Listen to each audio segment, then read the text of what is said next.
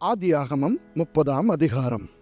ராகேல் தான் யாக்கோபுக்கு பிள்ளைகளை பெறாததைக் கண்டு தன் சகோதரியின் மேல் பொறாமை கொண்டு யாக்கோபை நோக்கி, எனக்கு பிள்ளை கொடும், இல்லாவிட்டால் நான் சாகிறேன் என்றாள். அப்பொழுது யாக்கோபு ராகேலின் மேல் கோபம் கொண்டு, தேவன் அல்லவோ உன் கற்பத்தை அடைத்திருக்கிறார், நான் தேவனா என்றான். அப்பொழுது அவள், இதோ என் வேலைக்காரியாகிய பில்காள் இருக்கிறாளே, அவள் என் மடிக்கு பிள்ளைகளை பெறவும் அவளால் ஆகிலும் என் வீடு கட்டப்படவும் அவளிடத்தில் சேரும் என்று சொல்லி அவனுக்கு தன் வேலைக்காரியாகிய பில்காலை மனைவியாக கொடுத்தாள்.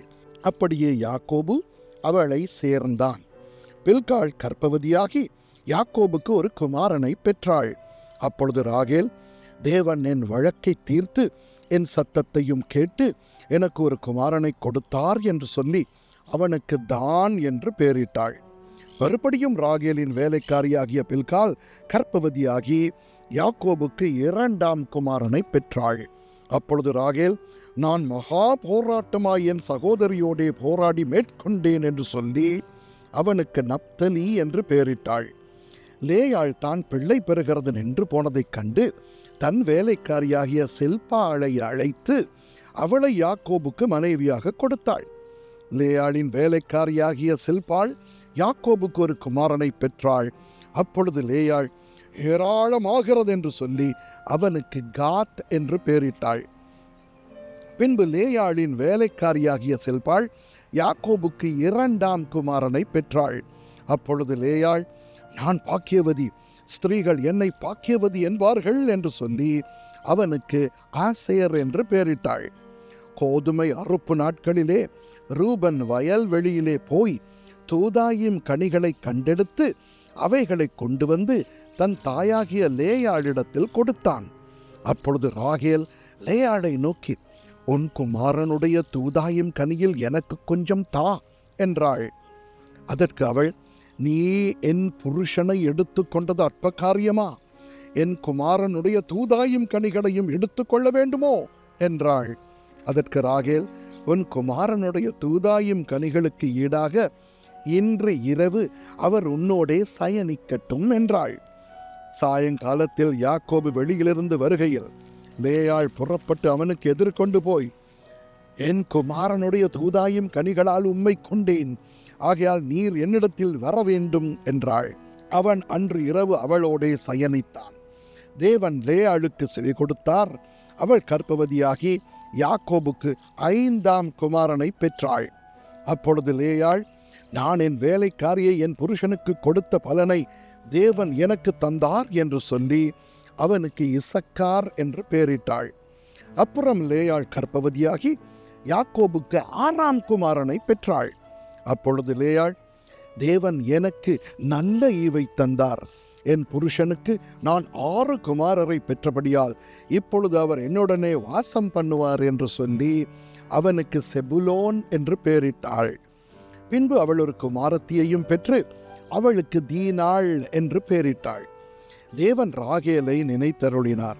அவளுக்கு தேவன் செவி கொடுத்து அவள் கற்பம் தரிக்கும்படி செய்தார். அவள் கர்ப்பவதியாகி ஒரு குமாரனை பெற்று, தேவன் என் நிந்தையை நீக்கிவிட்டார் என்றும் இன்னும் ஒரு குமாரனை கர்த்தர் எனக்கு தருவார் என்றும் சொல்லி அவனுக்கு யோசேப்பு என்று பெயரிட்டாள். ராகேல் யோசேப்பை பெற்ற பின் யாக்கோபு லாபானை நோக்கி, நான் என் ஸ்தானத்துக்கும் என் தேசத்திற்கும் போக என்னை அனுப்பிவிடும். நான் உமக்கு ஊழியம் செய்து சம்பாதித்த என் மனைவிகளையும் என் பிள்ளைகளையும் எனக்கு தாரும். நான் போவேன். நான் உம்மிடத்தில் சேவித்த சேவகத்தை நீர் அறிந்திருக்கிறீர் என்றான். அப்பொழுது லாபான், உன் கண்களில் எனக்கு தயவு கிடைத்ததே, ஆனால் நீ இரு, உன் நிமித்தம் கர்த்தர் என்னை ஆசீர்வதித்தார் என்று குறிப்பினால் அறிந்தேன். உன் சம்பளம் இன்னதென்று எனக்கு சொல், நான் அதை தருவேன் என்றான்.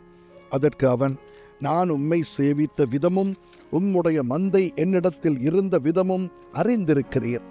நான் வருமுன்னே உமக்கு இருந்தது கொஞ்சம், நான் வந்தபின் கர்த்தர் உம்மை ஆசீர்வதித்ததினால் அது மிகவும் பெருகியிருக்கிறது. இனி நான் என் குடும்பத்துக்கு சம்பாத்தியம் பண்ணுவது எப்பொழுது என்றான். அப்பொழுது அவன், நான் உனக்கு என்ன தர வேண்டும் என்றான். யாக்கோபு, நீர் எனக்கு ஒன்றும் தர வேண்டியதில்லை. நான் சொல்லுகிறபடி நீர் எனக்கு செய்தால் உம்முடைய மந்தையை திரும்ப மேய்த்து காப்பேன். நான் இன்றைக்கு போய் உம்முடைய மந்தைகளை எல்லாம் பார்வையிட்டு அவைகளில் புள்ளியும் வரியும் கருப்பும் உள்ள செம்மறி ஆடுகளையும் வரியும் புள்ளியும் உள்ள வெள்ளாடுகளையும் பிரித்து விடுகிறேன். அப்படிப்பட்டவை இனி எனக்கு சம்பளமாய் இருக்கட்டும். அப்படியே இனிமேல் என் சம்பளமாகிய இவற்றை நீர் பார்வையிடும் போது என் நீதி விளங்கும். புள்ளியும் வரியுமில்லாத வெள்ளாடுகளும் கருப்பான செம்மறியாடுகளும் என் வசத்தில் இருந்தால் அவையெல்லாம் என்னால் திருடிக் கொள்ளப்பட்டவைகளாய் எண்ணப்படட்டும் என்றான்.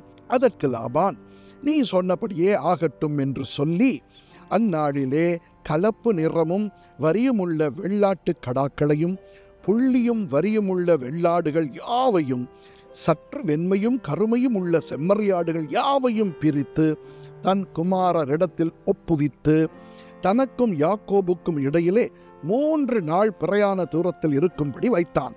லாபானுடைய மற்ற ஆடுகளை யாக்கோபு மேய்த்தான். பின்பு யாக்கோபு பச்சையாயிருக்கிற புன்னை, வாதுமை, அர்மோன் என்னும் மரங்களின் கொப்புகளை வெட்டி இடையிடையே வெண்மை தோன்றும்படி பட்டையை உரித்து தான் உரித்த கொப்புகளை ஆடுகள் தண்ணீர் குடிக்க வரும் கால்வாய்களிலும் தொட்டிகளிலும் ஆடுகளுக்கு எதிராக போட்டு வைப்பான்.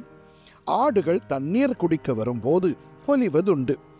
ஆடுகள் அந்த கொப்புகளுக்கு முன்பாக பொலிந்தபடியால் அவைகள் கலப்பு நிறமுள்ளதும் புள்ளி உள்ளதும் வரியுள்ளதுமான குட்டிகளை போட்டது. அந்த ஆட்டுக்குட்டிகளை யாக்கோபு பிரித்து கொண்டு ஆடுகளை லாபானுடைய மந்தையில் இருக்கும் கலப்பு நிறமானவைகளுக்கும் கருப்பானவைகள் எல்லாவற்றுக்கும் எதிராக நிறுத்தி தன் ஆடுகளை லாபானுடைய மந்தையோடே சேர்க்காமல் தனிப்புறமாக வைத்துக் கொள்வான்.